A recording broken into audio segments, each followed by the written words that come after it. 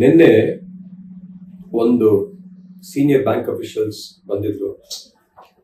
Sir ನನಗೆ 5 ವರ್ಷದಿಂದ cryo surgery ಆಯಿತು ಅಂತ ಹೇಳಿದ್ರು. ಆದರೆ ಮತ್ತೆ ಪೈಲ್ಸ್ ಬಂದಿದೆಯಲ್ಲ ಅಂತ.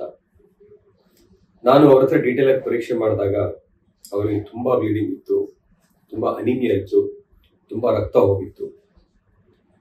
ರಂಗಾಭಾಷಮ್ ಅಂತ ಹೇಳಿ ಗ್ಯಾಸ್ಟ್ರೋ ಇಂಟೆಸ್ಟೈನಲ್ ಸರ್ಜರಿ ಪಿತಾಮಹ, father of GI surgery, Padma Bhushan doctor Rangabhashyam ಅವರು ಹೇಳಿದ್ರು, ಕ್ರಯೋ ಸರ್ಜರಿ ಅಂದ್ರೆ ಕ್ರೈಮ್, ಕ್ರಯೋ ಸರ್ಜರಿ ಅಂದ್ರೆ you make the patients cry ಅಂತ.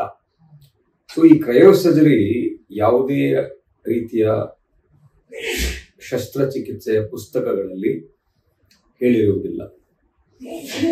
ಹಾಗಾಗಿ ಕ್ರಯೋ ಸರ್ಜರಿ ಅನ್ನೋದು ಒಂದು ಸೈಂಟಿಫಿಕ್ ಆಗಿ ಇಲ್ಲದೆ ಇರುವಂತಹ ಒಂದು ಪ್ರೊಸೀಜರ್ ಅದು. ಸೊ ದಯವಿಟ್ಟು ಈ ರೀತಿ ಕ್ರಯೋ ಸರ್ಜರಿಗೆ ಒಳಗಾಗಬೇಡಿ.